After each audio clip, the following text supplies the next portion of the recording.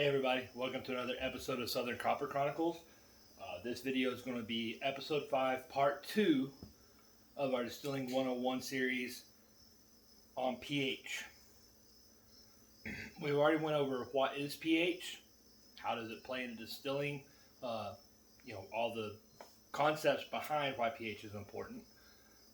So in this episode, I'm going to explain how to measure, how to test your pH.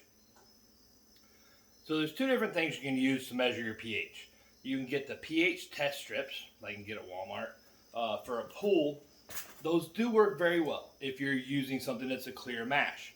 However, once you start getting into rums or maybe some blueberry, blackberry wines and washes, the color is extremely hard to read. You won't really be able to read it.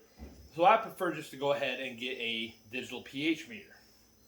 This is one that I've had for about a year, probably 2 years.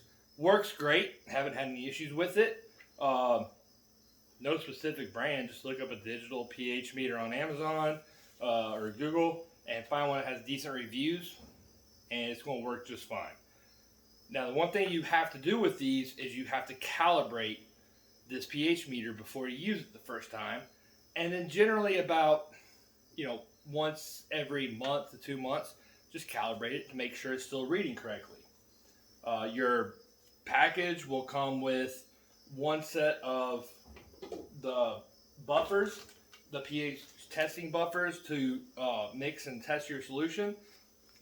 Go ahead and get a pack of, I think this came with enough for four tests, and it was like $6 or $7. The pH meter itself is going to be somewhere in the $12 to $25 range. And it's going to work very well for our purposes. Alright, so I'm going to move the camera up here where you guys can see what I'm doing.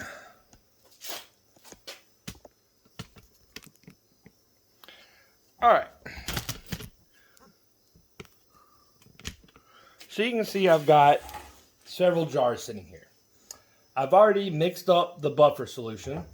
All right, and make sure you got to put these in the right order. Your first jar is going to be your 4.01. Second jar is going to be your 6.86. Third jar is going to be your 9.18. I did measure all my solutions using a graduated cylinder. It's going to be a lot more accurate than a measuring cup. And this is one of those things you kind of want to be as accurate as possible. In this jar, I have just reverse osmosis water for washing and cleaning off the electrode. Now, in the instructions for all the pH meters I've ever had, it says do not use distilled water for rinsing or doing any of your test solutions. I can't tell you why it says that, but it does say that. It says use deionized water or water that's purified using reverse osmosis. So I went and got some gallons of water that said purified by reverse osmosis, just to keep from damaging the electrode, which is what the instructions say it will do. It'll damage the electrode if you use distilled water. Alright, so first thing I'm going to do is rinse it off in my clean reverse osmosis water. Then I'm going to hit my power button, and I'm going to stick it down into this first test solution. And again, I already mixed the powder up, and this is a 4.01 solution water. And you can see I haven't used this pH meter in a while. It's reading 4.2, so I'm still within 1 or 2 decimal points off. I'd like to be closer.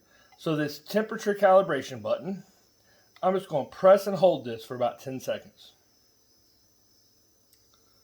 Holding it. The pH will stop bouncing around a little bit.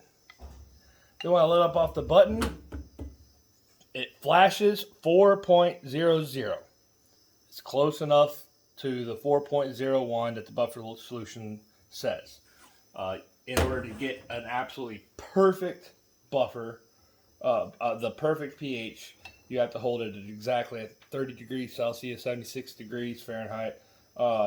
It has to be dead on the money for the temperature, but we're not worried about that second decimal point number. We're just worried about the first one. All right, so I got it all rinsed off again. Now I'm going to put it into my 6.86 test solution. And I'm going to press and hold the set button, just like I did the first time. Hold it for about 10 seconds.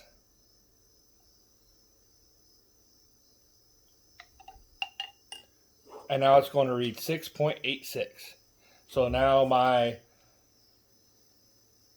meter knows that with this mix of solution, which is balanced at exactly 6.86 for 250 milliliters of water, that's the correct reading. And we're going to do it one more time with the 9.18 pH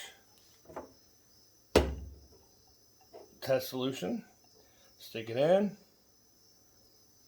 I'm going to hold the button for about 10 seconds.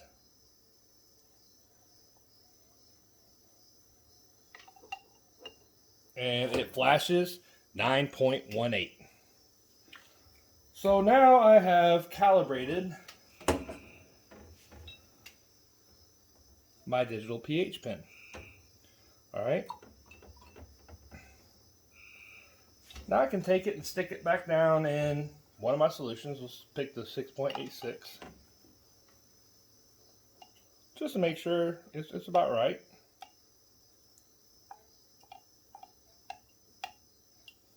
And being as there's a little bit of water on the electrode, 6.75. Now that's close enough. Like I said, yeast works best at 5.2 to 5.6. So if you're within 1 point, you're gonna be able to tell if your mash is working or not. All right.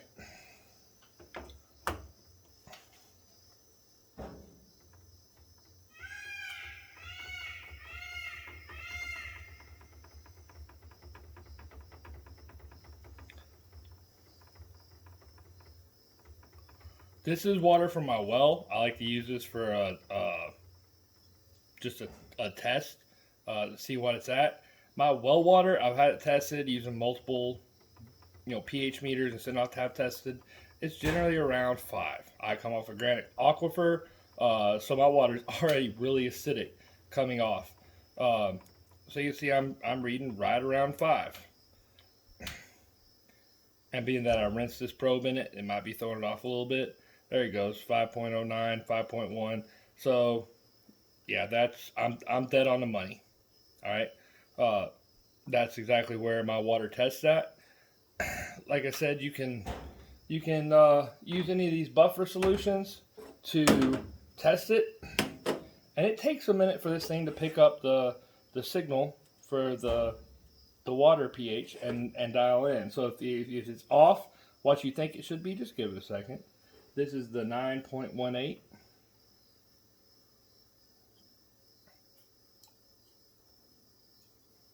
There you go, starting to drop. Switch it around a little bit.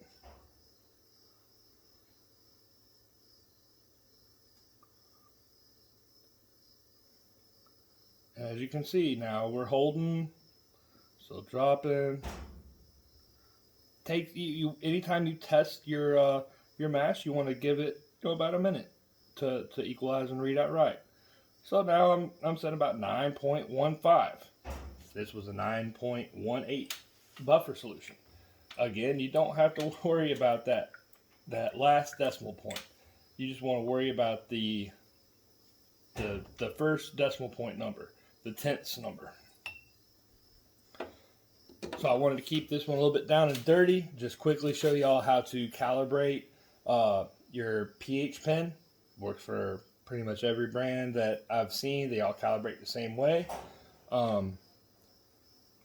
No problems. And this is going to save you a whole lot of headache with your mashes and your washes. Just being able to stick your pH meter in and be like, oh, well, no wonder my mash isn't working anymore. Even though my specific gravity is 1.03, because my pH has bottomed out and I'm at 3.5. Then you go and adjust your pH back up into the 5 range. It's going to kick right back off. Well, everyone, I appreciate you tuning into another episode of Southern Copper Chronicles. If you didn't understand anything in this video, if I rushed through it too much, just drop me a note in the comments, or go to the Facebook page, Southern Copper Chronicles, and shoot me a message there. I will clarify anything, do another video if I need to, or if you have a question on anything distilling related that you would like an answer to, just drop me a line and let me know, and I'll do a video on that. All right, everyone, have a good evening. I appreciate it.